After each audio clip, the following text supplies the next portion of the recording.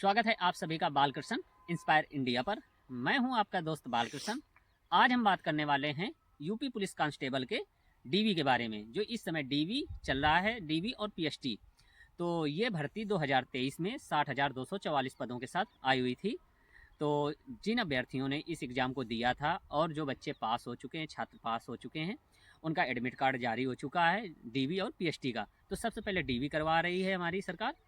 तो आज हम इस वीडियो के माध्यम से ये बात करने वाले हैं कि आपको कौन सी सावधानी बरतनी है, कौन से कागजात साथ में ले जाने हैं और कौन सी गलतियां नहीं करनी है, क्योंकि बहुत सारे बच्चों को वहाँ से भगा दिया जा रहा है क्योंकि उनके कागज़ पूरे नहीं हैं या फिर वो गलत टाइम का कागज़ लिए जा रहे हैं वगैरह वगैरह, या 420 कर रहे हैं, तो उन बच्चों को वहाँ से निकाल दिया जाता है। तो आप लोग भी सावधानी बरतें, गलतियाँ ना करें। तो तब तक इसकी जानकारी हम वीडियो में दे रहे हैं।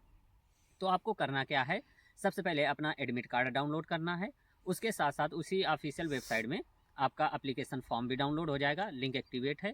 और उसके साथ साथ आपको 4 फ़ोटो बनवा लेनी है और जो फ़ोटो मांगी गई है वही फ़ोटो साथ में ले जानी है। और इसके अलावा आपको एक आइडेंटिटी कार्ड ले जाना है, जैसे कि आपका हो गया आधार कार्ड या पहचान पत्र, जिसको वोटर आईडी कार्ड बोलते हैं, या आप ड्राइविंग लाइसेंस ले लेंगे। और इसके साथ साथ 10वीं की मार्कशीट, 12वीं की मार्कशीट और आपका निवास प्रमाण पत्र, और उसके साथ साथ आपका जाति प्रमाण पत्र होना चाहिए। सबसे ज़्यादा बच्चे गलतियां कहाँ कर रहे हैं, जाति प्रमाण पत्र पे, क्योंकि इसका ये नियम था कि 1 अप्रैल 2023 से पहले का जाति प्रमाण पत्र नहीं होना चाहिए, और जब एप्लीकेशन चल रहा था तो लास्ट डेट के बाद का नहीं होना चाहिए, इसके बीच का होना चाहिए। तो बहुत सारे बच्चे क्या कर रहे हैं कि एप्लीकेशन जब फिल करवाया था तो उसमें वो डॉक्यूमेंट लगा दिए थे, लेकिन अब वेरिफिकेशन के टाइम फिर से नया जाति प्रमाण पत्र बनवा लिया है, जिसको लेकर जा रहे हैं, जिसकी वजह से उनको ये समस्याएं आ रही हैं या बार बार कागजात मंगवाने पड़ रहे हैं। तो आपको करना क्या है, जो भी जाति प्रमाण पत्र आपने फॉर्म भरवाते समय यूज किया था वही ले जाना है। अगर आपने अभी नया जाति प्रमाण पत्र बनवा लिया था उसको भी साथ में ले जाइए, लेकिन प्रायः आपका जो फॉर्म भरने में लगा था वही वहाँ पर मांगा जाएगा। और इसके साथ साथ आपको निवास प्रमाण पत्र ले जाना है, और EWS कैटेगरी से जो भी कैंडिडेट आते हैं उनको अपना EWS सर्टिफिकेट ले जाना है। जो भी SC ST या OBC से आते हैं उनको अपना जाति प्रमाण पत्र ले जाना अनिवार्य है, अन्यथा आप लोग UR मतलब अनरिजर्व में रख दिए जाएंगे या जनरल कैटेगरी में गिने जाएंगे। तो आपको अपना सबसे पहले कागज़ क्या चेक करना है, आधार कार्ड, एडमिट कार्ड, और उसके साथ साथ एप्लीकेशन फॉर्म ले जाना अनिवार्य है।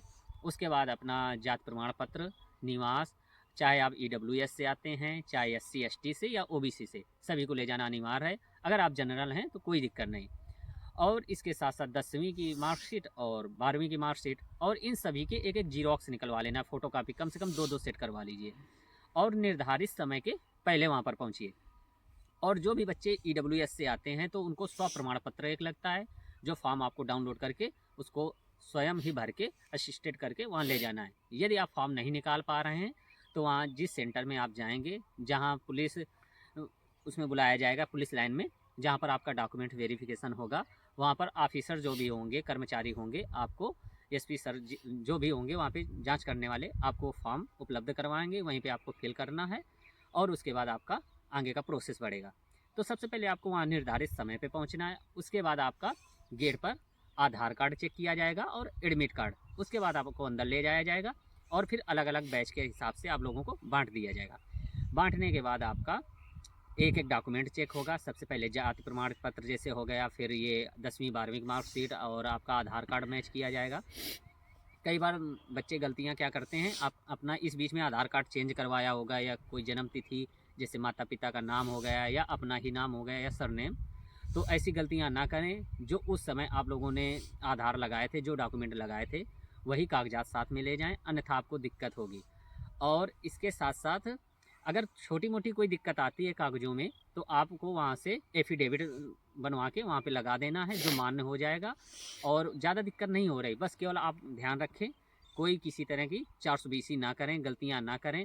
अगर आपका कागज़ कोई घर पे छूट गया है तो वहाँ पे आपको पुलिस लाइन पे इतनी छूट दी जाती है कि आप अपना कागज़ मोबाइल के माध्यम से मंगवा लें और दिखा सकते हैं। जांच होने के बाद पूरे कागजात चेक किए जाते हैं। जिनका कोई फॉल्ट होता है या 420 या कोई गलत करना चाहता है या डुप्लीकेट कागज़ लगाता है, उनको बाहर किया जाता है, अन्यथा इसमें सारे बच्चे पास किए जाते हैं। फिर इसके थोड़ी देर बाद आपको आगे ले जाकर आपकी फ़ाइल जाएगी, उसके बाद आपका सिग्नेचर होगा। सिग्नेचर का मतलब ये हो जाएगा कि आपका डॉक्यूमेंट वेरिफिकेशन पूरा हो चुका है। और उसके थोड़ी देर बाद आपकी जो मेल कैंडिडेट हैं और जो फीमेल कैंडिडेट हैं सबका हाइट होगा।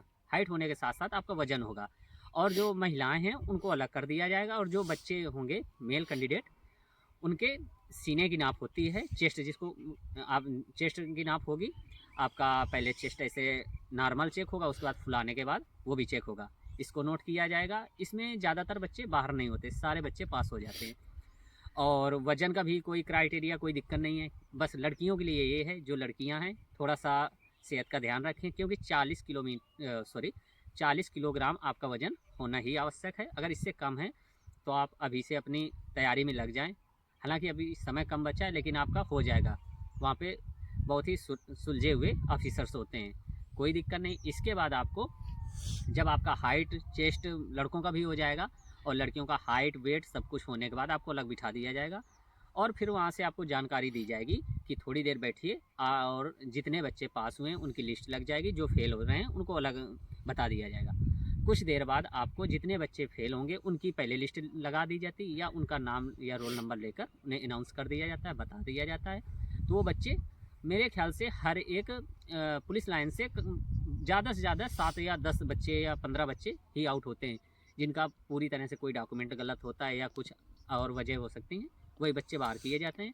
और उसके बाद जितने भी कैंडिडेट अभ्यर्थी पास होते हैं उनका एक लिस्ट लगा दिया जाता है, उसमें प्रायः सभी बच्चे पास हो जाते हैं। और जितने फेल होंगे उसको पहले बता देंगे, फेल वाले बच्चों को, कि आप फेल हो चुके हैं, आप जा सकते हैं, आपको दोबारा चांस दिया जाएगा, या जो भी कमी होती है वो बता देते हैं, उसको आप लेकर आइए। और उसके बाद आपका सिग्नेचर होगा कि हाँ, आपने डॉक्यूमेंट वेरिफिकेशन, हाइट, चेस्ट और वेट कंप्लीट कर लिया है, सिग्नेचर होगा। और इसके साथ आपको याद रखना, कोई भी सर्टिफिकेट, कोई भी डॉक्यूमेंट या कोई प्रमाण पत्र नहीं दिया जाएगा वहाँ से।